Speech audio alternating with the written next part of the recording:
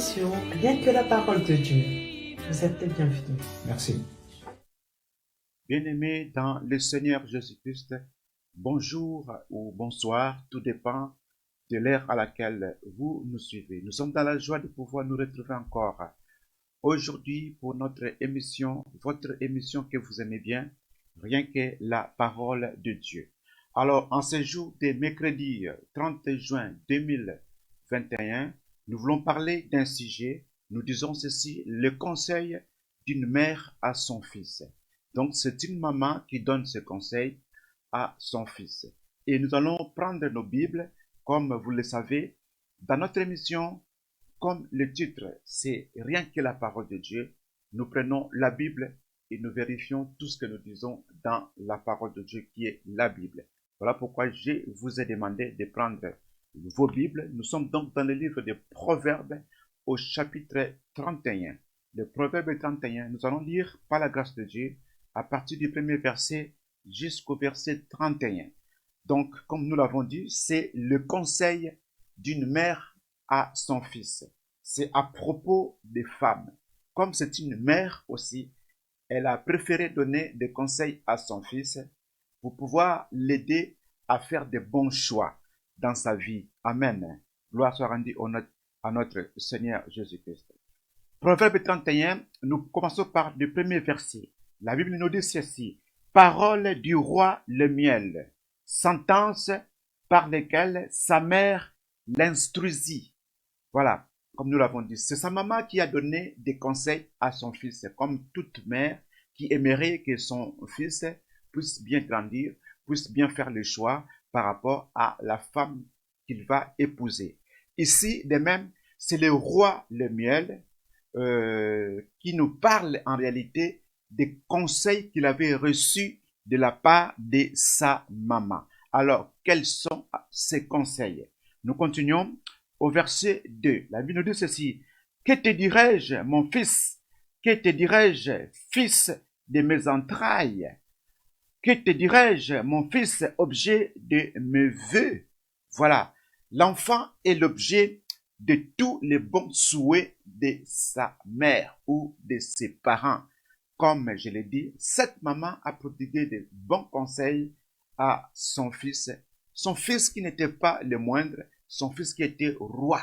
On l'appelle le miel. Alléluia. Il fut roi en Israël, le miel. Il fut roi en Israël. Et sa maman lui donne des conseils parce que comme il était roi, il avait la possibilité d'avoir toutes les femmes. Mais sa maman ne voulait pas que son fils se comporte n'importe comment.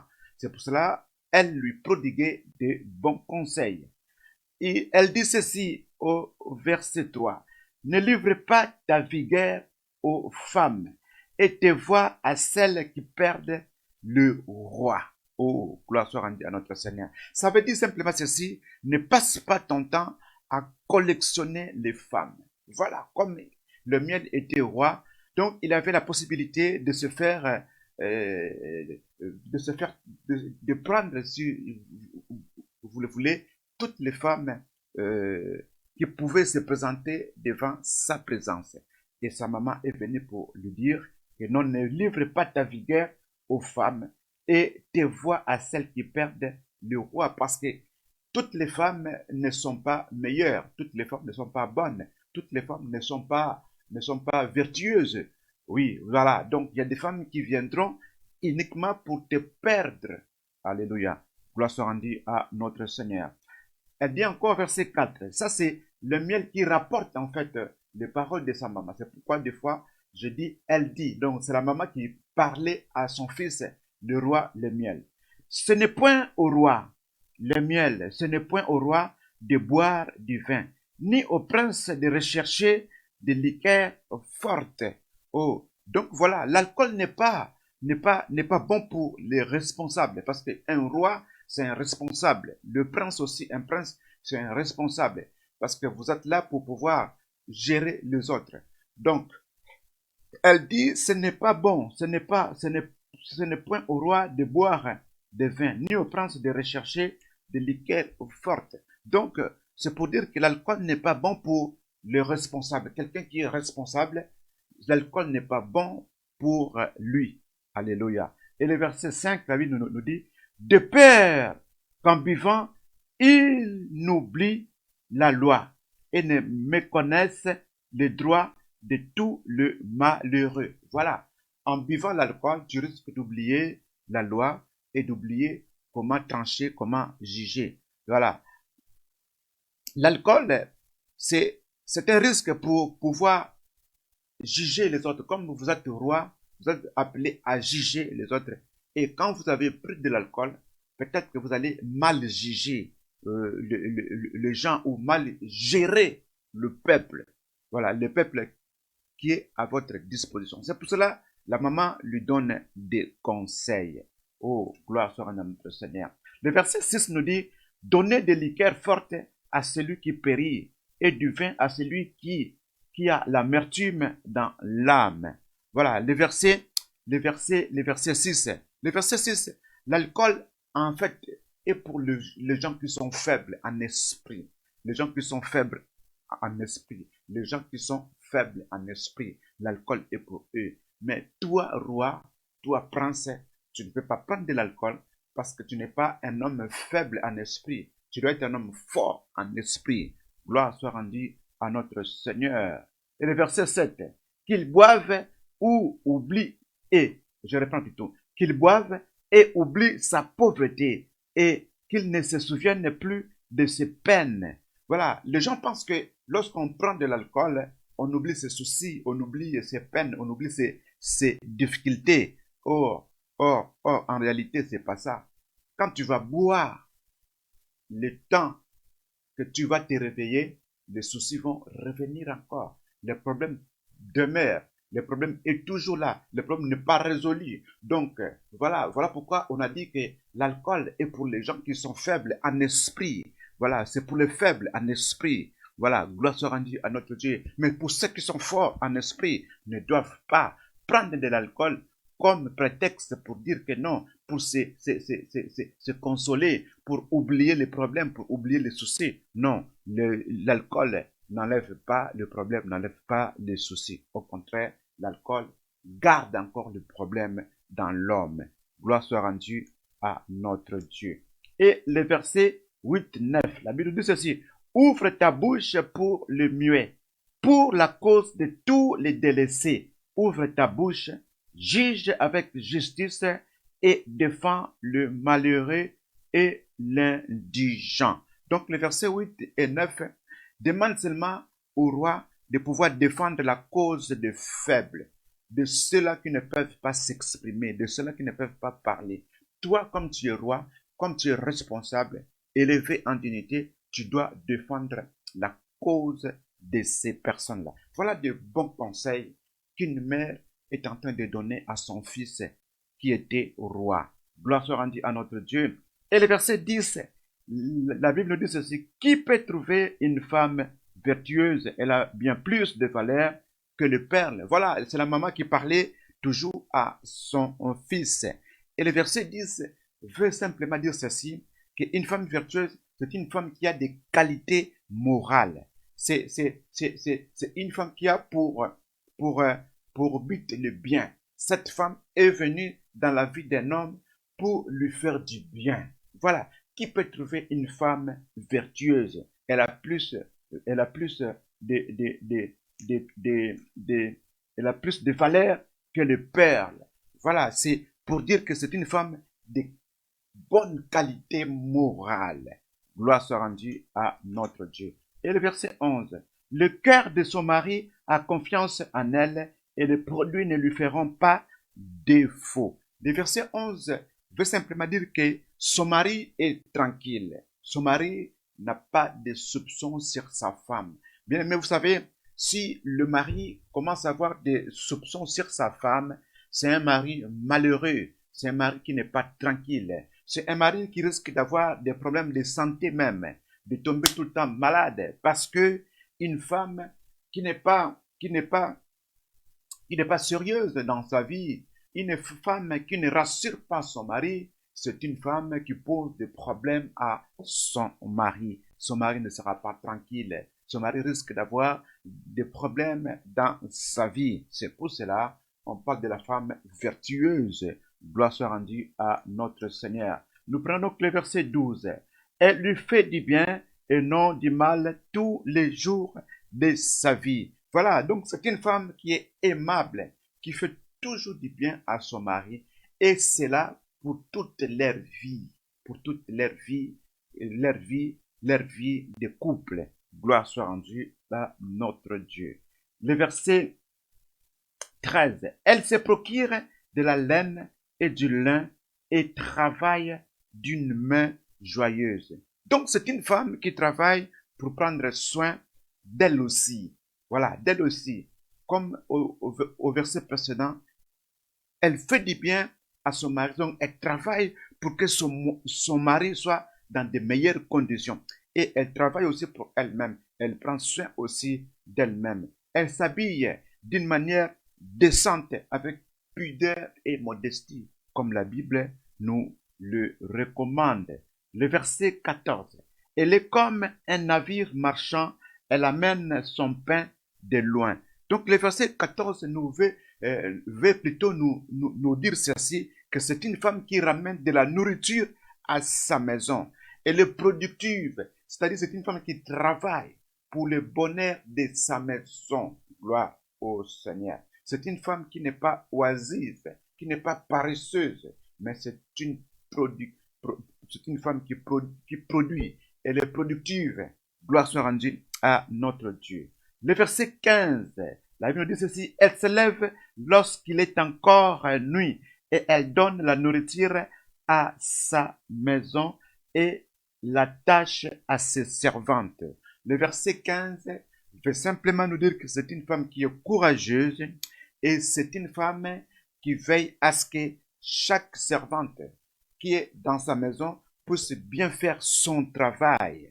Oh, et elle respecte le travail de chaque servante. Gloire soit rendue à notre Dieu. Le verset 16. Elle pense à un champ et elle acquiert du fruit de son travail. Elle plante une vigne.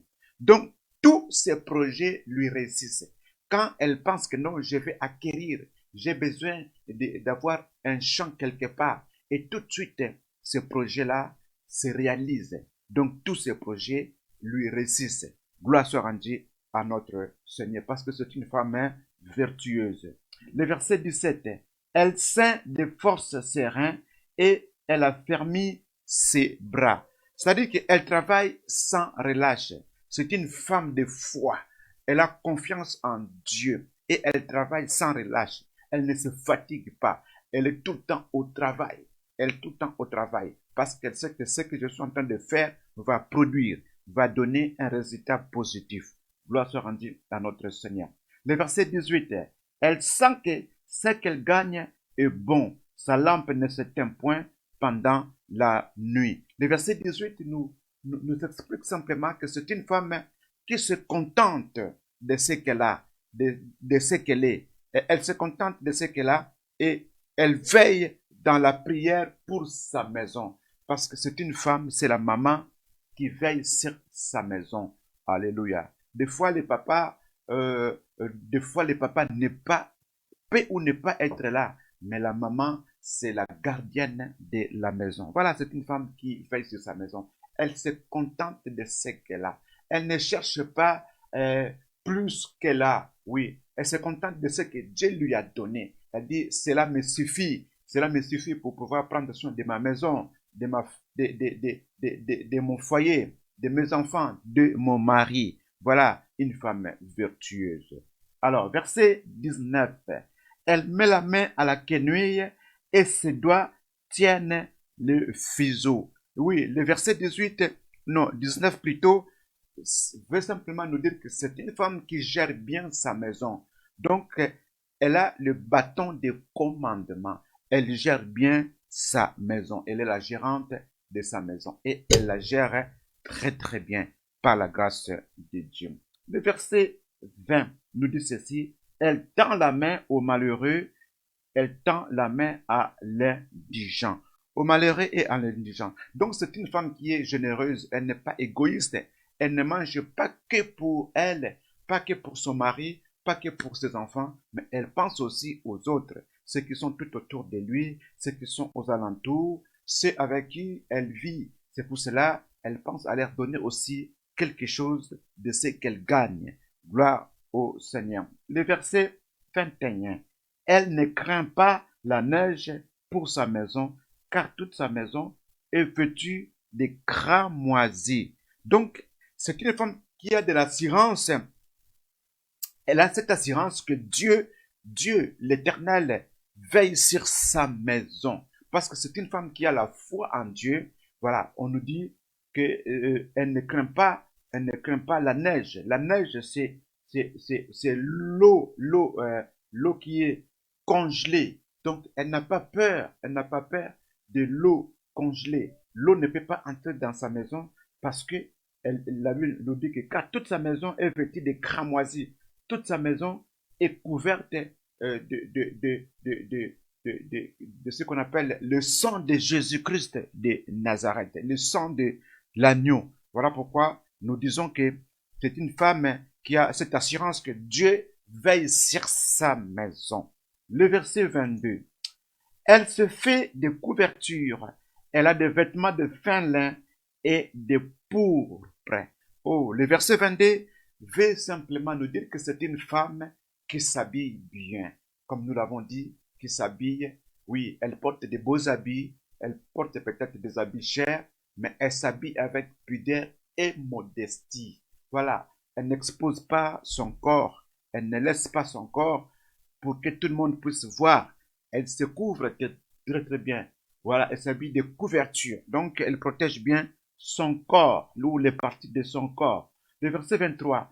Son mari est considéré aux portes lorsqu'il siège avec les anciens du pays. Voilà, lorsque son mari est assis avec les autres, son mari est considéré. C'est-à-dire que quand son mari parle, ceux qui sont tout autour, les autres écoutent parce que on considère déjà sa femme et on pense que c'est un bon mari qui veille aussi sur sa femme et son mari est respecté lorsque il parle. Ceux qui sont autour écoutent aussi, reçoivent aussi les conseils de cet homme-là. Le verset 24. Elle fait des chemises et le vend et elle livre des ceintures aux marchands. Le verset 24 dit simplement que cette femme, en dehors de ce qu'elle se fait, elle fait aussi des petites activités à côté, toujours pour subvenir aux besoins de sa maison. Le verset 25, elle est revêtue de force et de gloire et elle se rit de l'avenir. Elle est revêtue de force et de gloire et elle se rit de l'avenir. Pour elle, l'avenir n'est pas inquiétant.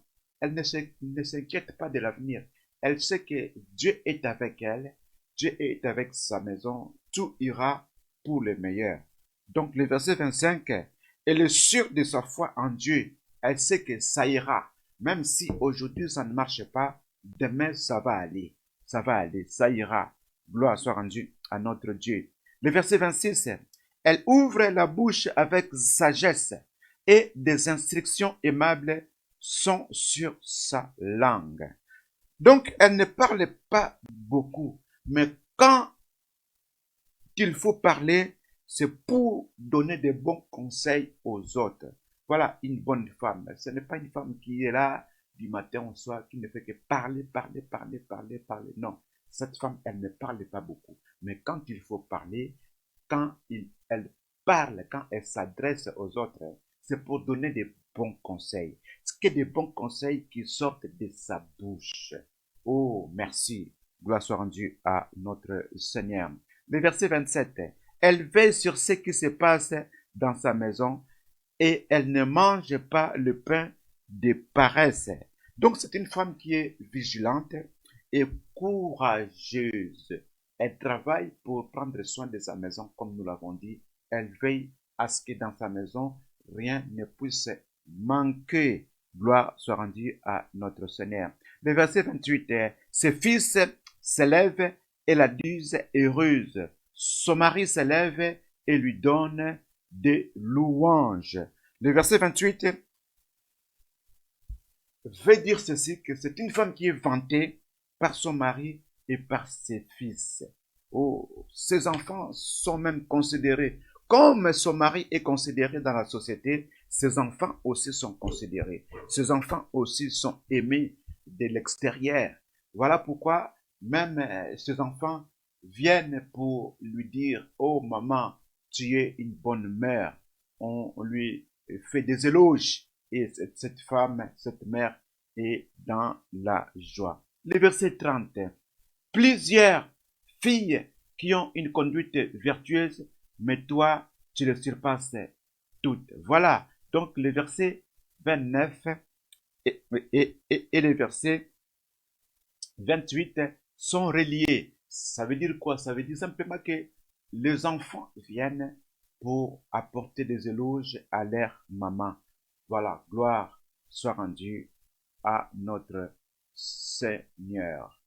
Gloire soit rendue à notre Seigneur. Le verset 30, la grâce est trompeuse et la beauté est vaine. La femme qui craint l'Éternel est celle qui sera louée. Oh, il ne faut pas compter que sur sa beauté. Vous pouvez être une femme belle de figure, mais il ne faut pas compter que sur la beauté physique, car cette beauté physique est passagère.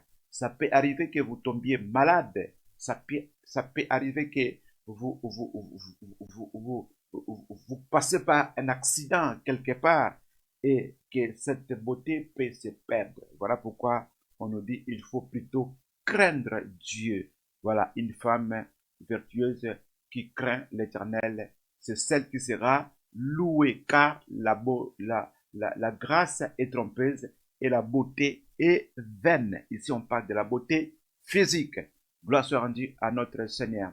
Et le tout dernier verset, c'est le verset 31, nous dit, récompensez-la du fruit de son travail et qu'apporte ses œuvres la loue. Oh, c'est-à-dire que c'est une femme qui mérite des cadeaux, de recevoir beaucoup de cadeaux, des cadeaux de la part de son mari et de la part de ses fils ou de ses enfants.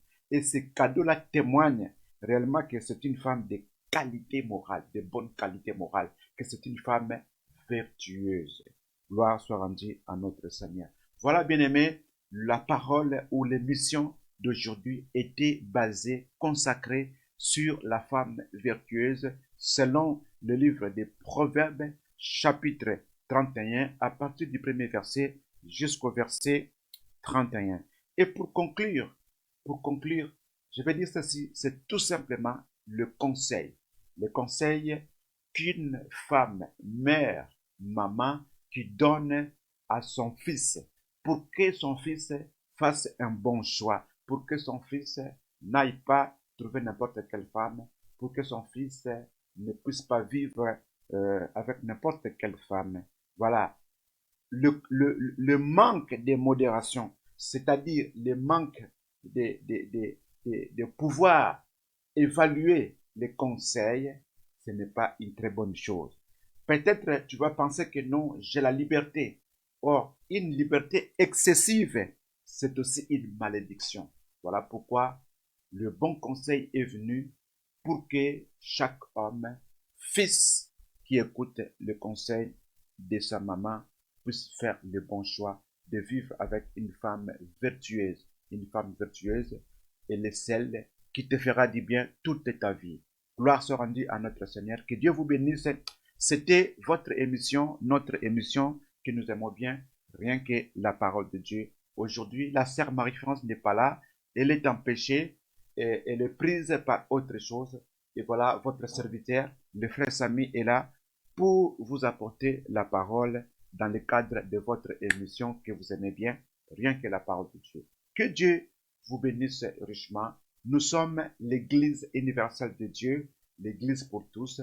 Nous sommes à Paris, nous sommes à Roubaix, nous sommes à Strasbourg, nous sommes à Cape Town, nous sommes partout à travers le monde, selon Matthieu chapitre 28, qui dit, allez faites de toutes les nations des disciples. Alors, si vous n'avez pas d'église, vous pouvez prendre contact avec nous. Nous avons aussi notre pasteur, l'homme de Dieu, le serviteur de l'Éternel, l'esclave de Dieu, le pasteur Victor Makonda, à qui nous disons bonjour et bonsoir, ainsi que toute la famille, nos bien-aimés frères et sœurs qui sont aussi de l'autre côté à Lille, à Roubaix, dans l'œuvre de Dieu. Que le Seigneur vous bénisse richement, que le Seigneur nous accompagne encore.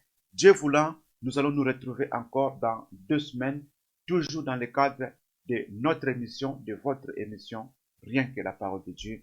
Que Dieu vous bénisse. Au nom de Jésus-Christ, nous disons Amen. Au revoir. Bye bye. Je reconnais que tu peux tout